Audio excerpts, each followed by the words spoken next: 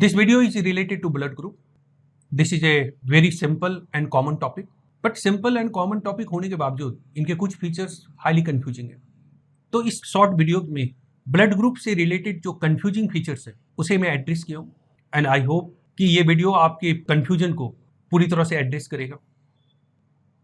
C, blood group is a classification of blood और ये classification based होता है presence and absence of various antigens on plasma membrane of RBC. RBC के plasma membrane में different antigens present होते हैं। उन डिफरेंट एंटीजेंस को आप ब्लड ग्रुप एंटीजेंस के तौर पर डिस्क्राइब कर सकते हो और उन्हीं ब्लड ग्रुप एंटीजेंस के प्रेजेंस और एब्सेंस के आधार पर डिफरेंट ब्लड ग्रुप्स को डिस्क्राइब किया जाता है। अगर आरबीसी के प्लाज्मा मेम्ब्रेन में different blood group antigens present है तो उन एंटीजन का केमिकल नेचर कार्बोहाइड्रेट भी हो सकता है एंड प्रोटीन्स भी हो सकते हैं। अगर आप एबीओ ब्लड ग्रुप को कंसीडर करते हो तो वहां आपको एंटीजन का नेचर कार्बोहाइड्रेट मिलता है, बट अगर आप आरएच ब्लड ग्रुप को कंसीडर करोगे तो वहां एंटीजन का नेचर आपको प्रोटीन मिलेगा। बट प्लाज्मा मेम्ब्रेन में कार्बोहाइड्रेट या तो ग्लाइकोप्रोटीन के फॉर्म में होता है या ग्लाइकोलिपिड के फॉर्म में होता है। इट मीन्स या तो वो कार्बोहाइड्रेट लिपिड के साथ कोवलेंटली बाउंड होता है या प्रोटीन के साथ कोवलेंटली बाउंड होता है। तो अगर मैं एबीओ ब्लड ग्रुप के केस में ब्लड ग्रुप एंटीजन का नेचर कार्बोहाइड्रेट शो कर रहा हूं तो वो कार्बोहाइड्रेट या तो ग्लाइकोप्रोटीन के फॉर्म में है या ग्लाइकोलिपिड के फॉर्म में, और कार्बोहाइड्रेट का नेचर यहाँ ऑलिगोसेक्राइड होता है। The based on the nature of the blood group antigens several types of the blood group को डिस्क्राइब किया गया है। यहाँ मैं 24 ब्लड ग्रुप्स मेंशन किया हूँ, but international society of blood transfusion के रिसेंट डेटा के अनुसार there are 41 blood group system in addition to ABO and RS system. It means कि there are several different types of the blood group, but मैं यहाँ जिस blood group को explain कर रहा हूँ that is the ABO blood group. See, in case of the ABO blood group जिन antigen के प्रेजेंस और एब्सेंस को हम लोग कंसीडर करते हैं उसे डिस्क्राइब करते हैं एबीओ एंटीजन के तौर पर।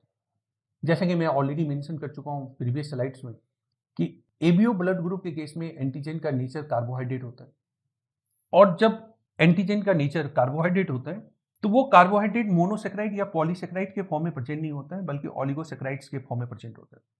तो एबीओ ब्लड ग्रुप को डिस्क्राइब करते समय जब आप एबीओ एंटीजन को कंसीडर करते हो तो उस एंटीजन का नेचर ऑलिगोसेक्राइड होता है, और ये ऑलिगोसेक्राइड फ्री स्टेट में नहीं होता है बल्कि ये ऑलिगोसेक्राइड या तो ग्लाइकोप्रोटीन के फॉर्म में होता है या ग्लाइकोलिपिड के फॉर्म में होता है। और एबीओ एंटीजन के आधार पर आप ह्यूमन के केस में 4 ब्लड टाइप्स को शो करते हो। उन ब्लड टाइप्स को आप डिस्क्राइब करते हो ए, बी, एबी एंड ओ के तौर पर। तो यहां मैं ब्लड ग्रुप को मेंशन किया हूं एबीओ ब्लड ग्रुप, और उस एबीओ ब्लड ग्रुप के अंदर मैं 4 डिफरेंट ब्लड टाइप्स को मेंशन कर रहा हूं।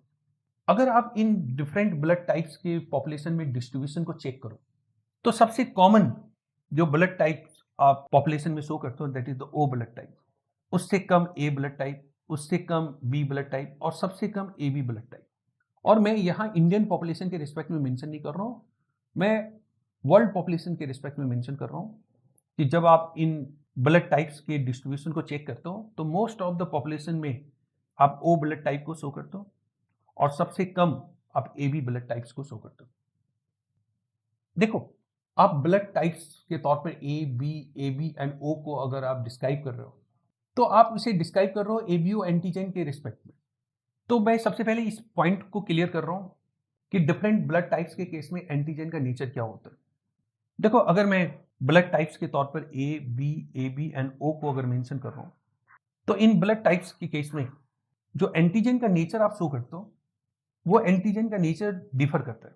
अब जैसे अगर मैं ब्लड टाइप ए की अगर बात करूं तो यहाँ एच एंटीजन भी प्रेजेंट होता है और ए एंटीजन भी प्रेजेंट होता है। बी के केस में एच एंटीजन और बी एंटीजन, ए बी के केस में एच एंटीजन और ए और बी दोनों एंटीजन का फॉर्म प्रेजेंट होता है, एंड ओ के केस में एच एंटीजन। इट मीन्स कि H antigen in all the 4 blood types के केस में कॉमन है। इसलिए जब आप ब्लड टाइप्स को मेंशन करते हो तो वहां एच एंटीजन को मेंशन नहीं करते हो। ऐसा नहीं कि एच एंटीजन है नहीं, है, बट वो सारे जो है ब्लड टाइप्स में प्रेजेंट हैं तो आप उसे कॉमन फैक्टर के तौर पर कंसीडर कर लो। डिफरेंसेस जो है A antigen, B antigen, A and B antigen के कारण है। अगर एंटीजन का नेचर ए है तो ब्लड टाइप ए है, एंटीजन का नेचर बी है तो ब्लड टाइप बी है, और एंटीजन अगर ए और बी दोनों हैं तो ब्लड टाइप ए बी आप यहाँ कंसिडर करते हो। तो जब आप ब्लड टाइप्स को मेंशन करते हो तो उस दौरान जो एंटीजन आप शो करो उसमें एच भी आप शो करो, और एच के अलावे ए बी आप इसे भी मेंशन करो। अगर मैं इस कंडीशन को पिक्टोरियली अगर शो करूं, तो सपोज यहां मैं मैच्योर आरबीसी को शो कर रहा हूं, और इस मैच्योर आरबीसी के केस में प्लाज्मा मेम्ब्रेन पे मैं डिफरेंट एंटीजन को शो किया हूं। इन डिफरेंट एंटीजन को मैं यहाँ मेंशन किया हूं, जो सॉलिड ब्लैक के तौर पे मैं शो किया हूं, that represents the A antigen, ये बी एंटीजन को रिप्रेजेंट कर रहा है, और ये ग्रे एच एंटीजन को रिप्रेजेंट कर रहा है। तो अगर मैं फर्स्ट आरबीसी को अगर यहाँ चेक करूं, तो यहाँ ए एंटीजन प्रेजेंट है और एच एंटीजन प्रेजेंट है। तो इस पर्टिकुलर कंडीशन में आप जो ब्लड टाइप इस कंडीशन में शो करोगे that is the A type. अगर मैं सेकेंड आरबीसी को अगर यहाँ कंसिडर करूँ, तो इसमें बी एंटीजन प्रेजेंट है और एच एंटीजन प्रेजेंट है, तो मैं इसे ब्लड टाइप बी के तौर पर शो करूँ। अगर मैं थर्ड आरबीसी को अगर कंसिडर करूँ, तो यहाँ ए एंटीजन भी प्रेजेंट, बी एंटीजन भी प्रेजेंट है और एच एंटीजन भी प्रेजेंट है, आप इसे ए बी ब्लड टाइप्स के तौर पर कंसिडर करो। और ये जो मैं फोर्थ आरबीसी शो किया हूँ, इसमें सिर्फ एच एंटीजन प्रेजेंट है, तो मैं इसे ओ ब्लड टाइप के तौर पर कंसिडर करूँ। तो अगर आप डिफरेंट ब्लड टाइप्स को मेंशन कर रहे हो, तो साथ साथ आप ये पॉइंट आउट कर सकते हो कि वहां एंटीजन का फॉर्म क्या प्रेजेंट होगा। अब हमें इस बात को चेक करना है कि एबीओ एंटीजन में A antigen, B antigen, H antigen, इनका केमिकल नेचर क्या होता है, और ये ग्लाइकोलिपिड के फॉर्म में होता है या ग्लाइकोप्रोटीन के फॉर्म में होता है, और वो कौन सा एंजाइम है जो इस एंटीजन के फॉर्मेशन के लिए रिस्पॉन्सिबल है। नॉसिक। देखो, मैं यहाँ एक ऑलिगोसैकेराइड को मेंशन किया हूँ, और ये ऑलिगोसैकेराइड या तो लिपिड के साथ या प्रोटीन के साथ कोवलेंटली बाउंड होगा। इट मीन्स या तो आप ग्लाइकोप्रोटीन के रिस्पेक्ट में इसे कंसिडर करते हो या ग्लाइकोलिपिड के रिस्पेक्ट में आप इसे कंसिडर करते हो। ये मैं कंडीशन ऑलरेडी मेंशन कर चुका हूँ। यहाँ जो मैं ऑलिगोसैकेराइड शो किया हूँ, इस ऑलिगोसैकेराइड के साथ अगर फ्यूकोज अटैच्ड है, तो आप इसको डिस्क्राइब करते हो एच एंटीजन के तौर पर। This represent the H antigen, और इस एच एंटीजन का फॉर्मेशन तब होता है जब यहाँ फ्यूकोज का एडिशन होता है। और इस फ्यूकोज के एडिशन के लिए रिस्पॉन्सिबल कौन है, तो एक एंजाइम रिस्पॉन्सिबल है, फ्यूकोसिल ट्रांसफरेज। तो मैं अगर फ्यूकोज को यहाँ कोवलेंटली बाउंड स्टेट में अगर शो कर रहा हूँ, तो उस कंडीशन में ये जो ऑलिगोसैकेराइड का जो फॉर्म है, ये एच एंटीजन के तौर पर बिहेवियर शो कर रहा है। अगर ये फ्यूकोज का एडिशन नहीं होता तो आप इसे एच एंटीजन के तौर पर कंसिडर नहीं करते। तो इस एच एंटीजन के फॉर्मेशन के लिए आप रिस्पॉन्सिबल किसे मान रहे हो, फ्यूकोसिल ट्रांसफरेज को मान रहे हो, क्योंकि ये कंडीशन तो ऑब्वियस है कि अगर एच एंटीजन के तौर पर आप इसे कंसिडर कर रहे हो, तो ये एच एंटीजन का फॉर्म तब डेवलप हुआ जब फ्यूकोज ऐड हुआ, और फ्यूकोज के एडिशन के लिए एंजाइम कौन रिस्पॉन्सिबल है, तो फ्यूकोसिल ट्रांसफरेज। अब इसी एच एंटीजन से ए और बी एंटीजन का फॉर्म डेवलप होता है। इसका मतलब ये निकला कि अगर एच एंटीजन डेवलप नहीं होगा तो ए एंटीजन और बी एंटीजन भी डेवलप नहीं होगा। अगर मैं ए एंटीजन के केस को अगर शो करूं, तो एच एंटीजन ऑलरेडी मैं मेंशन कर चुका हूं कि ये प्रोटीन या लिपिड्स के साथ लिंक्ड है।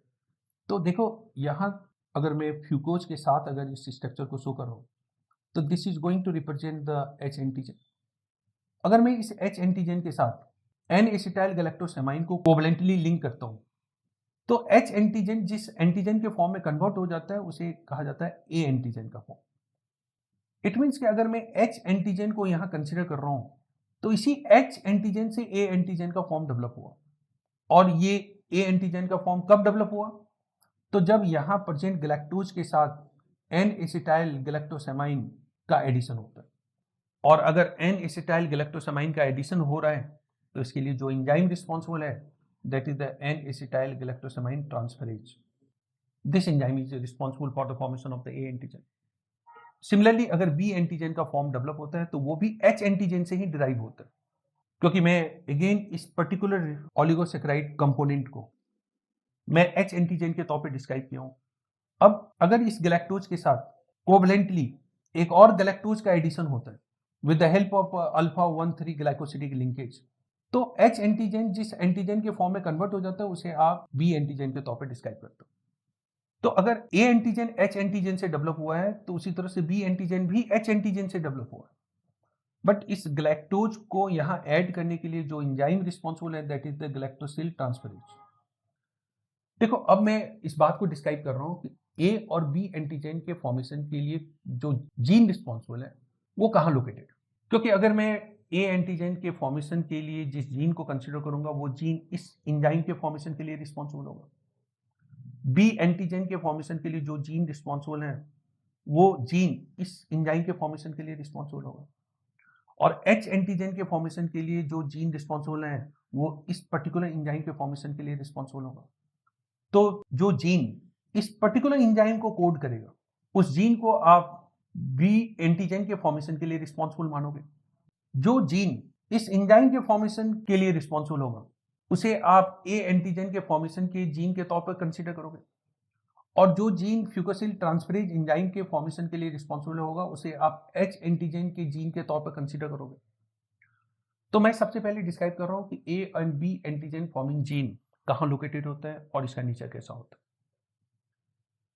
देखो ए एंटीजन और बी एंटीजन के फॉर्मेशन का gene in case of the human ये क्रोमोसोम नंबर 9 पर लोकेटेड है।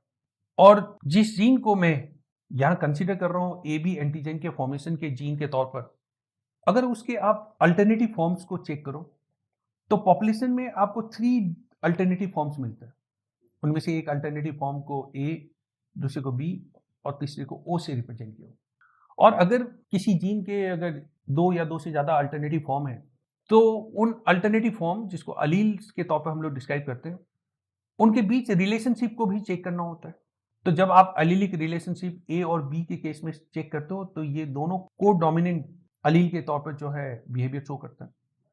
और अलील के तौर पर अगर आप ओ को कंसिडर कर रहे हो तो ये एक रिसेसिव अलील है, क्योंकि ए के प्रेजेंस में भी ये रिसेसिव कंडीशन शो कर रहा है और बी के प्रेजेंस में भी रिसेसिव कंडीशन शो कर रहा है। जो को डोमिनेंट कंडीशन शो कर रहा है वो ए एंड बी शो कर रहा है। अब मैं ए एंटीजन और बी एंटीजन के फॉर्मेशन के दौरान जो जीनोटिपिक कंडीशंस है उसे मैं शो कर रहा हूं। देखो जैसा कि मैं ऑलरेडी मेंशन कर चुका हूं कि 9 नंबर क्रोमोसोम पर ए एंटीजन और बी एंटीजन के फॉर्मेशन के जीन प्रेजेंट होते हैं और उस जीन के 3 अल्टरनेटिव फॉर्म्स हैं जिनके बीच को डोमिनेंस और कंप्लीट डोमिनेंस का रिलेशनशिप है। ये 9th नंबर क्रोमोसोम के मैं 2 कॉपीज को शो किया हूं और यहाँ जिस अल्टरनेटिव फॉर्म के प्रेजेंस को शो किया हूं that is the capital A, जिसे मैं यहाँ प्रेजेंस शो किया हूं और जीनोटाइप के तौर पर मैं यहाँ ए को कंसिडर कर रहा हूं। उसी तरह से आप ये भी कंडीशन शो कर सकते हो जीनोटाइप का, एक में डोमिनेंट अलील और दूसरे में रिसेसिव अलील, ये भी कंडीशन शो कर सकता हूं। बी के रिस्पेक्ट में दोनों में डोमिनेंट अलील, ये भी कंडीशन शो कर सकता हूं, एक डोमिनेंट अलील और एक रिसेसिव अलील, या दोनों डोमिनेंट अलील प्रेजेंट हो या दोनों रिसेसिव अलील प्रेजेंट हो। तो अगर मैं जीनोटाइप शो करूं तो जीनोटाइप कैपिटल ए हो सकता है, कैपिटल ए स्मॉल ओ हो सकता है, कैपिटल बी हो सकता है, इट मीन्स होमोजाइगस भी हो सकता है और हेटेरोजाइगस भी हो सकता है। अब क्वेश्चन है कि हमें जीनोटाइप तो पता है और इस जीनोटाइप के आधार पर जो आउटपुट है उसे भी आप कंसीडर कर सकते हो। जैसे मैंने मेंशन किया कि ए एंटीजन के फॉर्मेशन के लिए दिस एंजाइम इज रिस्पॉन्सिबल और बी एंटीजन के फॉर्मेशन के लिए दिस एंजाइम इज रिस्पॉन्सिबल, क्योंकि अगर ये एंजाइम ए एंटीजन के फॉर्मेशन के लिए रिस्पॉन्सिबल है तो इस एंजाइम के कारण एच एंटीजन ए एंटीजन में कन्वर्ट होता है, इस पर्टिकुलर एंजाइम के कारण एच एंटीजन बी एंटीजन के फॉर्म में कन्वर्ट होता है। तो अगर जीनोटाइप का नेचर मैं ये शो कर रहा हूं तो एंजाइम एन एसिटाइल गैलेक्टोसामाइन ट्रांसफरेज का फॉर्मेशन होगा। अगर इसका फॉर्मेशन होगा तो एच एंटीजन ए एंटीजन में कन्वर्ट होगा। यहां भी इस एंजाइम का फॉर्मेशन पॉसिबल है क्योंकि आप यहां एक डोमिनेंट अलील और एक रिसेसिव अलील को शो कर रहे हो, तो ये भी कंडीशन है। इस पर्टिकुलर कंडीशन में इस एंजाइम का फॉर्मेशन नहीं होगा, इस कंडीशन में नहीं होगा, इस पर्टिकुलर केस में इस एंजाइम का फॉर्मेशन होगा और यहां एंजाइम का फॉर्मेशन नहीं होगा। अगर मैं गैलेक्टोसिल ट्रांसफरेज एंजाइम की बात करूं तो इनके द्वारा एच एंटीजन बी एंटीजन में कन्वर्ट होता है। इट मीन्स कि इस पर्टिकुलर जो है जीनोटाइप के केस में ये एब्सेंट है, इस जीनोटाइप के केस में भी ये एब्सेंट है, इस जीनोटाइप के केस में इनका सिंथेसिस होगा, इस जीनोटाइप के केस में इनका सिंथेसिस होगा, इस जीनोटाइप के केस में भी इनका सिंथेसिस होगा और इस केस में इनका सिंथेसिस नहीं होगा।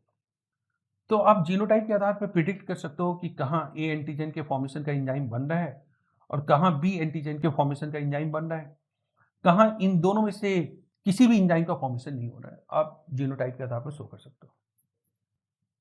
देखो मैं अब तक ए और बी एंटीजन फॉर्मिंग जीन को डिस्क्राइब किया हूँ। अब हम लोग देखते हैं कि एच एंटीजन फॉर्मिंग जीन कहाँ लोकेटेड है, उसके कितने अल्टरनेटिव फॉर्म हैं, अलीलिक रिलेशनशिप क्या है और फ्यूकोसिल ट्रांसफरेज एंजाइम का फॉर्मेशन कब पॉसिबल है। देखो इस एंटीजन के फॉर्मेशन के लिए जो जीन रिस्पॉन्सिबल है उनका लोकेशन क्रोमोसोम नंबर 19 पर है। इस जीन के दो ही अल्टरनेटिव फॉर्म है पॉपुलेशन में, एक डोमिनेंट एलील और दूसरा रिसेसिव एलील। डोमिनेंट एलील के प्रेजेंस में फंक्शनल प्रॉपर्टी डेवलप होता है और रिसेसिव एलील के प्रेजेंस में कोई भी कैरेक्टर डेवलप नहीं होता है। और एलिलिक रिलेशनशिप आप शो करते हो, this is the dominant and this is the recessive one. Chromosome number 19 पर इस जीन का लोकेशन आप शो करते हो। क्रोमोसोम नंबर 19 पर अगर आप इस जीन के रेस्पेक्ट में जीनोटाइप को शो करते हो तो एक होमोजाइगस कंडीशन, एक हेटेरोजाइगस कंडीशन और एक होमोजाइगस रिसेसिव कंडीशन मिलता है। अब इस जीन के द्वारा फ्यूकोसिल ट्रांसफरेज एंजाइम का फॉर्मेशन होता है, तो इस कंडीशन में फ्यूकोसिल ट्रांसफरेज एंजाइम का फॉर्मेशन होगा। इस केस में भी फ्यूकोसिल ट्रांसफरेज एंजाइम का फॉर्मेशन होगा। क्योंकि मैं कैपिटल एच को डोमिनेंट एलील के तौर पर शो किया हूँ तो दोनों कंडीशन में बनेगा, बट फ्यूकोसिल ट्रांसफरेज एंजाइम का फॉर्मेशन यहाँ नहीं होगा। इट मीन्स कि अगर जीनोटाइप आप ह्यूमन में ये कंसिडर कर रहे हो तो फ्यूकोसिल ट्रांसफरेज एंजाइम का फॉर्मेशन नहीं होगा। इसका मतलब है कि एच एंटीजन का फॉर्मेशन पॉसिबल नहीं, क्योंकि एच एंटीजन के फॉर्मेशन के लिए फ्यूकोसिल ट्रांसफरेज फ्यूकोज को ऐड करता है। अगर फ्यूकोसिल ट्रांसफरेज नहीं होगा तो एच एंटीजन का फॉर्मेशन नहीं होगा। सपोज अगर मुझे ए एंटीजन के फॉर्मेशन को डिस्क्राइब करना है तो उस कंडीशन में हमें एच एंटीजन को ए एंटीजन में कन्वर्ट करना होगा। तो सबसे पहले हमें एच एंटीजन बनाना होगा। अगर मैं जीनोटाइप होमोजाइगस डोमिनेंट या हेटेरोजाइगस अगर शो करता हूँ तो इन दोनों सिचुएशन में फ्यूकोसिल ट्रांसफरेज एंजाइम का फॉर्मेशन पॉसिबल है, और फ्यूकोसिल ट्रांसफरेज एंजाइम का फॉर्मेशन अगर पॉसिबल है तो एच एंटीजन का फॉर्मेशन पॉसिबल है, क्योंकि फ्यूकोसिल ट्रांसफरेज इस फ्यूकोज के एडिशन के साथ ही इस एच एंटीजन के फॉर्मेशन को जो है कंप्लीट करेगा। अब अगर मुझे ए एंटीजन का फॉर्म डेवलप करना है तो उस कंडीशन में जो 9th नंबर क्रोमोसोम है वहां प्रेजेंट जीन को कंसीडर करना होगा। अगर उस पर्टिकुलर जीन को आप इस कॉम्बिनेशन में अगर शो कर रहे हो, होमोजाइगस डोमिनेंट के स्टेट में या हेटेरोजाइगस कंडीशन में शो कर रहे हो, तो इन दोनों सिचुएशन में एंजाइम का फॉर्मेशन होगा। और जब अगर एंजाइम बन रहा है तो वो एच एंटीजन को ए एंटीजन में कन्वर्ट कर सकता है। तो इस कंडीशन में जो एच एंटीजन का फॉर्म था वो ए एंटीजन के फॉर्म में कन्वर्ट हो गया, और यहाँ गैलेक्टोज के साथ एन एसिटाइल गैलेक्टोसामाइन का एडिशन होता है, और जिस बॉन्ड के द्वारा एडिशन होता है that is alpha 1,3 glycosidic bond. But मैं एक अनयूजुअल कंडीशन को भी शो कर रहा हूँ। एक अनयूजुअल कंडीशन ये है कि सपोज 19th नंबर क्रोमोसोम पर यहाँ होमोजाइगस रिसेसिव कंडीशन है। अगर होमोजाइगस रिसेसिव कंडीशन है तो फ्यूकोसिल ट्रांसफरेज का फॉर्मेशन नहीं होगा। इसका मतलब एच एंटीजन का फॉर्मेशन नहीं होगा, क्योंकि फ्यूकोज का एडिशन नहीं होगा तो एच एंटीजन का फॉर्मेशन नहीं होगा। 9th नंबर क्रोमोसोम पर प्रेजेंट ए एंटीजन के फॉर्मेशन के लिए जो जीन रिस्पॉन्सिबल है मैं उनको चेक कर रहा हूँ। डोमिनेंट अलील के रिस्पेक्ट में यहाँ होमोजाइगस कंडीशन प्रेजेंट और हेटेरोजाइगस कंडीशन प्रेजेंट है। इन दोनों कंडीशन में एंजाइम का फॉर्मेशन होगा, क्योंकि ये एंजाइम एच एंटीजन को ए एंटीजन में कन्वर्ट कर सकता है। बट इस एंजाइम के फॉर्मेशन के होने के बावजूद यहाँ ए एंटीजन का फॉर्मेशन नहीं हो सकता। उसका रीजन ये है कि ए एंटीजन का फॉर्मेशन एच एंटीजन से होता है। जब यहाँ एच एंटीजन प्रेजेंट ही नहीं है तो फिर उस कंडीशन में ए एंटीजन का फॉर्मेशन नहीं हो पाएगा, क्योंकि ए एंटीजन के फॉर्मेशन के लिए जिस एंजाइम की आप रिक्वायरमेंट शो करते हो वो एंजाइम तो यहाँ बन रहा है, बट ये एंजाइम एच एंटीजन पे काम करता है और एच एंटीजन का फॉर्मेशन नहीं हुआ तो ए एंटीजन का फॉर्मेशन नहीं होगा। इस कंडीशन को सबसे पहले रिपोर्ट किया गया था मुंबई के एक हॉस्पिटल में, और उसके आधार पर उसे डिस्क्राइब किया गया बॉम्बे फिनोटाइप या बॉम्बे ब्लड ग्रुप। और उसका लॉजिक ये था कि जो पर्सन इस कंडीशन से सफर कर रहा था वहाँ ए एंटीजन के फॉर्मेशन के लिए जिस एंजाइम की रिक्वायरमेंट होती वो एंजाइम प्रेजेंट था, बट उनके बावजूद भी ए एंटीजन का फॉर्मेशन नहीं हो रहा था। तो बाद में ये फाइंड आउट किया गया कि इस पर्टिकुलर जो है कंडीशन के लिए रिस्पॉन्सिबल है होमोजाइगस रिसेसिव कंडीशन। अगर मैं सिमिलर मैनर में अगर बी एंटीजन के फॉर्मेशन की बात करूं तो बी एंटीजन जो है फॉर्म होगा, क्योंकि आप यहाँ होमोजाइगस डोमिनेंट या हेटेरोजाइगस कंडीशन शो कर रहे हो तो इस कंडीशन में फ्यूकोसिल ट्रांसफरेज एंजाइम का फॉर्मेशन होगा। और बी के रेस्पेक्ट में भी आप यहाँ होमोजाइगस और हेटेरोजाइगस कंडीशन शो कर रहे हो। यहाँ भी एंजाइम का फॉर्मेशन होगा, that is the galactose transferase या गैलेक्टोसिल ट्रांसफरेज, और इस कंडीशन में एच एंटीजन बी एंटीजन में कन्वर्ट होगा। तो आप एच एंटीजन के भी फॉर्मेशन को आप यहाँ कंसिडर कर रहे हो और बी एंटीजन के भी फॉर्मेशन को आप यहाँ कंसिडर कर रहे हो। अगर मैं ए बी एंटीजन के फॉर्मेशन की बात करूं तो ए एंड बी एंटीजन के लिए 19th नंबर क्रोमोसोम पर आप इन दोनों में से किसी भी जीनोटाइप को कंसीडर कर सकते हो जिससे कि एच एंटीजन का फॉर्मेशन पॉसिबल है। बट 9th क्रोमोसोम पर आप यहाँ एक लोकस पर एक डोमिनेंट एलील ए को शो कर रहे हो और दूसरे लोकस पर डोमिनेंट एलील बी को शो कर रहे हो, और ये दोनों आपस में को डोमिनेंट वाले कंडीशन शो कर रहे हैं। तो ऐसी सिचुएशन में फ्यूकोसिल ट्रांसफरेज का फॉर्मेशन होगा, और फ्यूकोसिल ट्रांसफरेज के फॉर्मेशन के साथ साथ एच एंटीजन का फॉर्मेशन कंप्लीट होगा, और ए के द्वारा भी एंजाइम का फॉर्मेशन होगा, बी के द्वारा भी एंजाइम का फॉर्मेशन होगा। इट मीन्स कि ए एंटीजन का फॉर्म भी डेवलप होगा और बी एंटीजन का भी फॉर्म डेवलप होगा।